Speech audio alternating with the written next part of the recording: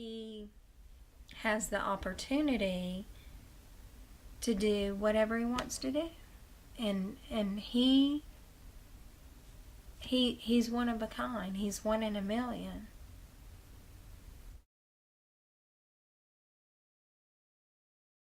I'm Chris Berger. I'm 26 years old.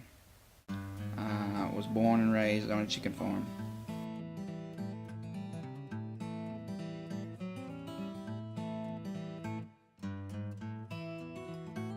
And from the time I could walk, I remember I was helping Susie, my mom, out, kicking chicken, picking up eggs, all kinds of stuff. When I was in the baby bed, when I was a newborn, I was riding the monorail, which is a track that runs up and down the chicken house. Those are some good memories.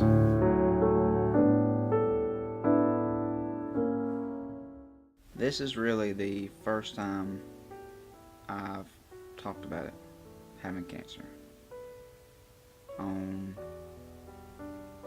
Like in person, anywhere, especially on camera. I used to get pissed off about it anytime somebody would say something about me having cancer, or me having a tumor. My grandpa was the world's worst at it.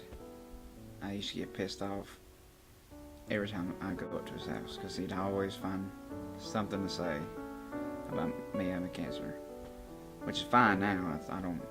I shouldn't have got mad about it.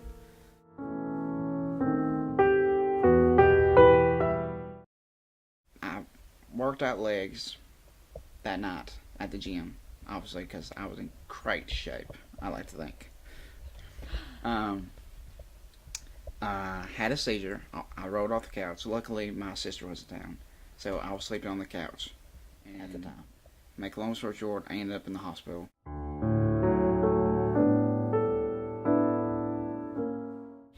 He had fallen off the couch, and I ran to Brittany. We called 911. The ambulance came. We finally got Chris to where he was coherent, and it was kind of comical at the same time because Chris woke up and thought the police were there because he had outrun him on his crotch rocket. But in reality, the EMS was there because he had had a seizure. They said they believed that he had a cyst, that most people that have seizures, they never find anything. But with Chris, they found a spot, and they believe that it was a cyst, and that typically they drained him and it was infection, whatnot. But we traveled a lot out of the country and thought maybe it had something to do with that. They admitted him into the hospital because the internist had to run his own test and an MRI. The next morning they told us that it wasn't a cyst, it was a brain tumor, and that they were contacting hospitals that dealt with the type tumor he had. They got in touch with Duke, Emory, Birmingham, and whoever accepted him, that they would be transporting him there. And within 48 hours, Chris was at Emory and had brain surgery. Or after my first surgery, the biopsy came back, and I remember I was waiting in the doctor's office, and the doctor came in and said, "Chris, you have 2 to 5 years to live." And we walked out. And I just can remember being in shock. I mean, I thought it was not as serious as I just heard it was.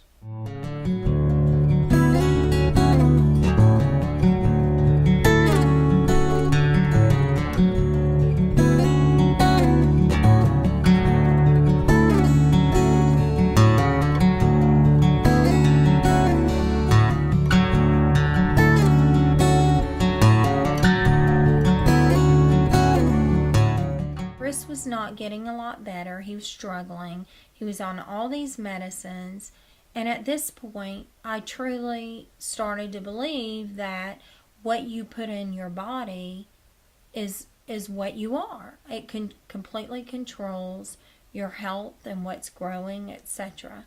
So I called Ryan, set up the appointment. I told Christopher, I told his significant other at the time, Ryan's going to meet with us.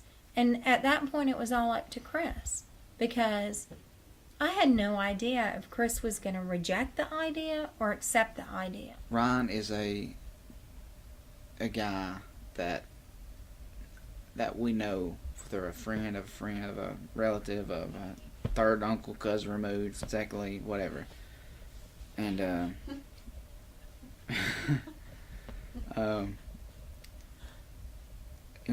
anyways, we met up at the a place in Carsville. That he was also going through, or actually had been dealing with a stage 4 glioblastoma, which mine was upgraded to during my last surgery, which is almost a death sentence. But he sat me down and he asked me some tough questions. So I told him, he had kind of rejected the nutrition ideas in the past. I had asked about the nutrition ideas, and truthfully, I was skeptical too. However, we went and I invited everybody in the family. I said, let's circle the wagons, in for a penny, in for a pound. We all go and meet Ryan. It was February 9th, 2013. We meet him in this small little office, and Chris sat down, and Ryan just started to talk. He's just an amazing person. He got diagnosed with a grade 4 brain tumor. His wife refused to accept it. They did this crazy, what most people would think is crazy, diet, and his tumor completely went away, and he was drug-free. That was in 2011, and here we are, it's 2013. So he looked at Chris and he said, "Chris, do you want to live?" And Chris said, "Yes, I want to live." And he said, "This is what you need to do, because sugar feeds cancer cells."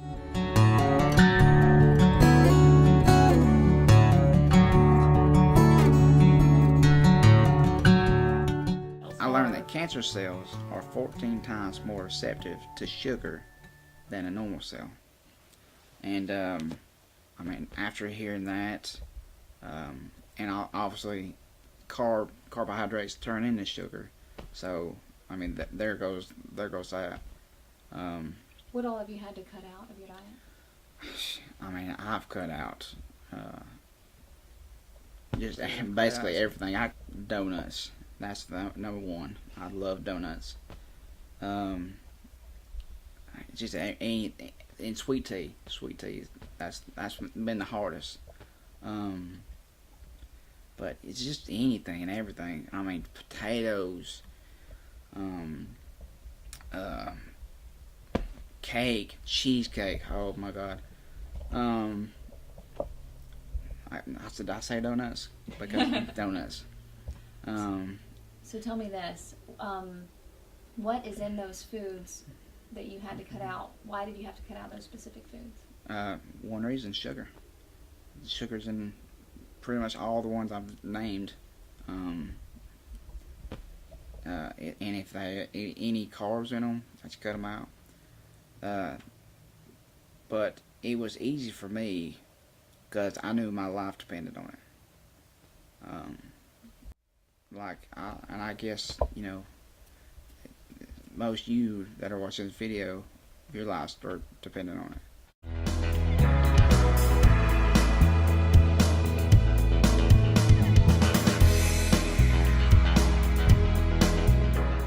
Eat healthy, live healthy, go to your doctor, ask questions, and try to figure it out. And don't give up. That's the thing, is Christopher has never given up. Never given up. I'll never forget it. Dr. V told him, he walked into the room and he said, with a strong accent, "You have 2 to 5 years. And he walked out, and Chris looked at us and he said, "What the F did he just say?" And I said, "I don't even want to talk about it." We got in the car. It was me and his dad. I looked in the rearview mirror, and Chris was in the middle of the back seat, and he was bent over and he was crying. And I said, "Christopher, I'm going to let you feel sorry for yourself right now, and I don't care if you feel sorry for yourself for a day or a week. But we are not accepting that, and you are not giving in. So you better feel sorry for yourself right now, and you better get on with your life, because we're not doing this." And sure enough, that boy has defied every odd. And he is so dedicated to his health and his life and the way he eats and every bite that he puts in his mouth. And he's alive, and his tumor has shrunk or whatever. And I couldn't be prouder. I mean, somebody told me I had 2 to 5 years left to live. That's heartbreaking. I mean, who wants to hear that? But I don't know. I found a way just to fight through it, and I never gave up.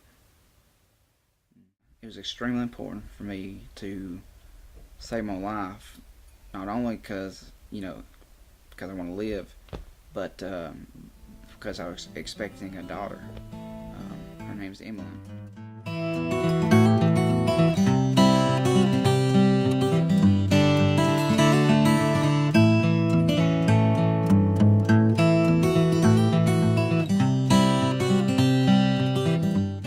I mean, it does sound extreme. It does sound extreme, and it sounded extreme for me. But I mean,